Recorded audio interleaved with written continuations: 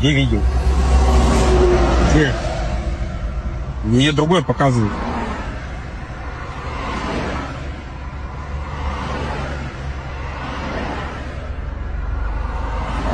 Вы мне другое показываете видео.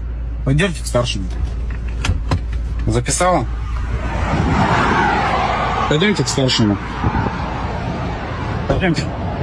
Вы видео мне покажите, мое именно, госномер машины. Я понимаю, что...